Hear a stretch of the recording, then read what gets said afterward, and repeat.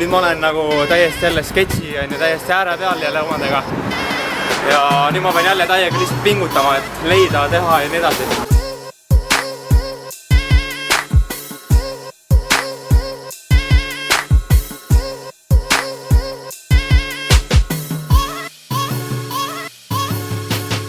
Okei, nüüd lugu on selline, et täna oli viimane päev, mil ma sain olla oma Couchsurfingu hosti juures. Ja see tähendab seda, ma pidin võtma kõik oma asjad ja põhimõtteliselt ära tulema sealt, kuna tal tulevad uued inimesed, kes vajavad samuti töömaja. Aga jah, ma ei ole ikka omal elukohta leidnud, mul on töö olemas, mul on elukohta, nii et põhimõtteliselt praegu mul ei ole ööbimiskohta, ma ei tea, kus ma täna ööbin. Ma ilmselt vaatan, otsin mingi hostel endale, aga ma helistasin ühte kohta, mis elukoht mulle nagu meeldis ja seda ma saan minna alles teisipäeval põhimõtteliselt siis vaatama ja saan samal ajal kohe ka sisse elama minna. Nii et ma pean teisipäevani vaatama, kus ma ööbida saan. Praegu on muidu pühapäev, kui te ei tea. Ja praegu on pühapäev, 6. november. Jah, ma ei tea. Siuke nõme tunne veits. Aga vahet pole, lähme vaatame, otsime mõne hosteli, äkki ma saan kuskile hostelisse minna ja saan 2 päeva seal olla.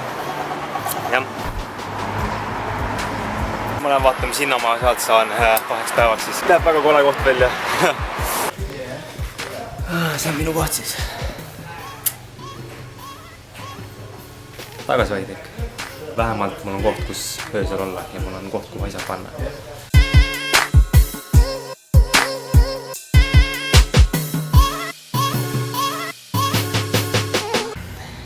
Siin on selline püstik ja mul ei ole üleminekut, nii et mul on vaja leida kuskilt üleminek, et ma saaksin anda oma arvates ära.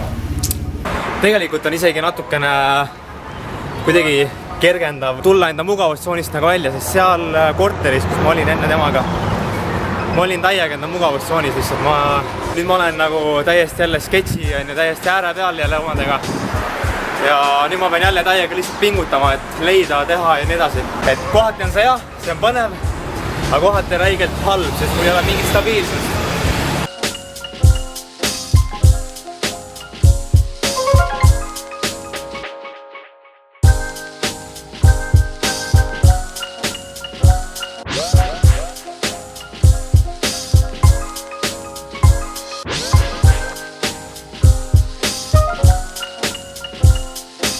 Okei, see tundub päris normaalne koht tegelikult, et piltide pealt ei näinud nii väga erinev välja ja noh, natukene must on, aga kõike saab puhtaks teha, on.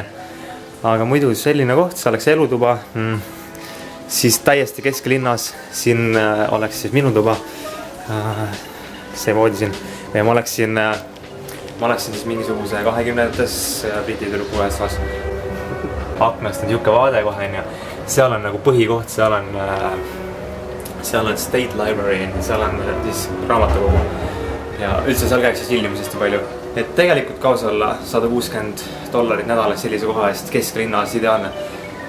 Ma ei tea, mulle sobib. Ma arvan, et ma teen ära selle. Kaus olla see on siiani kõige normaalsem koht, mis ma praegu näinud olen. Roommate'id on kõik normaalsest rahvusest selles suhtes, et ma tean, et ma saan läbi inimestega vähemalt, kui nad on nagu natuke euroopaliku mõtlemisega ja edasi. Et siis on nagu chill vaata. Et see mulle kohutavalt meeldib, mitte et mul oleks midagi teiste vastu, mul ei ole, aga lihtsalt kui sa pead inimestega ikkagi iga päev koos elama, siis sa tahaks natukene mingit sarnasusi, mitte et oleks väga erinevad. Et see on iseenesest mõistlik, siis ma kavatsesin mingi 3 kuud vähemalt olla. Ma arvan, et meil on deal, teisipäevast enam ma siin. Fuck yeah!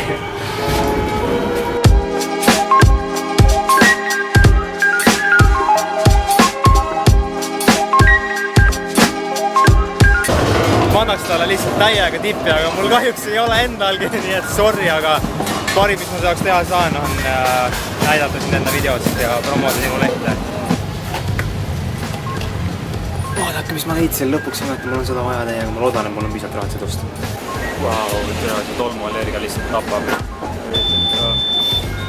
Ei suuda lõpetada aevasta vist.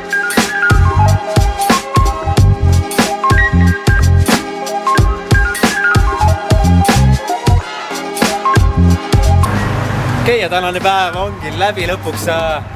Oh my god, see oli jälle ülilahe päev. Täiega raske oli jälle, täiega raske päev jälle, aga ma arenesin täna suht palju ikka. Mul oli see tüüp, minu manager oli minuga kaasas terve aeg põhimõtteliselt.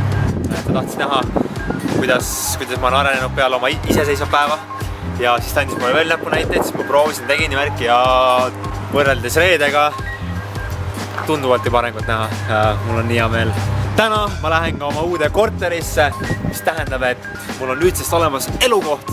Nii et jah, nüüd ma lähen praegu, võtan oma asjad, hüppan bussi peale sinna kesklinna, saan kokku selle tüübiga ja siis ma annan talle natukene raha, siis ta tahab raha saada ja siis ma saan sisse kolida juba täna. Nii et varsti ma lähen oma roommate. Okei.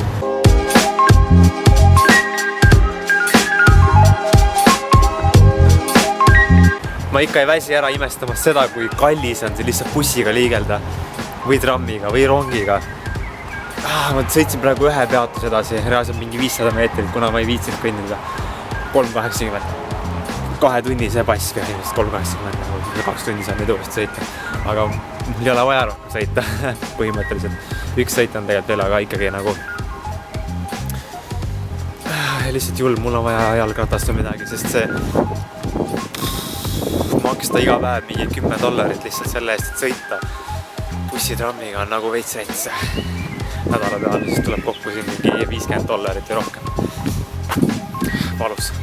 Täna mõtlesin terve päev lihtsalt sellele teisele töökohale. Sama töökoht ühesõnaga tähendab, aga lihtsalt teine firma pakub seda. Ja kus põhipalk on siis $700 iga nädal. Ja ma lihtsalt olen täiega selle vahel ja ma lihtsalt ilmselt lähen lihtsalt sinna intervjuule ja lihtsalt vahetan kohta, sellepärast et praegu ma olen nagu normaalse koha peal. Mulle töö iseenesest istub enam-vähem, et see on väga siuke enesearendav ja siuke, ma võtan seda kui nagu kooli, kus saab raha nii-öelda, koolist saab raha nii-öelda ja see töö on nagu talutav. Aga mis mul ei talu on see, et esialgu kui sa õpid, sa ei tee väga palju müüke, täna ka ainult üks müük on ja see tähendab, et palk on lihtsalt nagu minimaalne, lihtsalt põhimõtteliselt olematu palk. Ja tänu sellele, et olematu palk on, ma ei tunne ennast väga mugavalt, siis ma tean, et mul on vaja renti maksta, mul on vaja süüa osta, mul on vaja lõunat osta, mul on vaja kõike osta. Ja lihtsalt ma ei tunne ennast mugavalt, kui ma tunnen, et mul on siuke stress peal, et ma pean müüki tegema, mis ma pean. Ja see nagu võtab minu selle mitte enesekindlus, aga selle attituudi või sellise positiivsuse tõmbab maha, kuna ma tean, mul on stress peas olemas, stress segab nagu. Ja mulle küll meeldib need inimesed, kes seal töötavad, aga mul lihtsalt siuke tunne, ma pean vahetama seda kohta, sest ma tunneks ennast 3 korda mugavamalt, kui ma õpin müüki ja samal ajal saan selle eest normaalset palku, ma tean, et ma saan ilusti ära elada, ma tean, ma saan natuke kõrvale panna ja kõik on nagu timm, vaata. Ja kui tulevad veel head müügid otsa, siis saad veel boonust ka sinna otsa. Ma ei tea, kirjutage kommentaaris, andke mulle teada, mis te arvate, kas see on õige otsus või vale otsus, et ma lähen selle koha pealt ära ja lähen kõrgema põhipalga peale. Ma ei tea, andke teada. Ma ütlen ka ausalt, et nüüd, kui ma olen töötanud juba varsti nädal aega selle positsiooni peal, siis on ikka tegelikult räigelt raske töö ja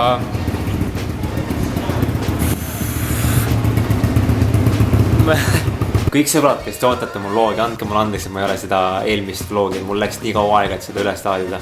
Ma olen reaalselt üritanud seda 3 päeva üles laadida, aga kuna siin uues korteris, kus ma sisse volisin, siin on nii halb wifi lihtsalt, nagu reaalselt ei lae mitte midagi ära, siis ma ei tea, ma lähen lihtsalt homme poodi, ma lähen ostan oma enda wifi ruuteri ja ma saan laadida normaalse kiirusega üles, ma võtan nii kiire wifi ruuteri, kui ma üldsegi saan.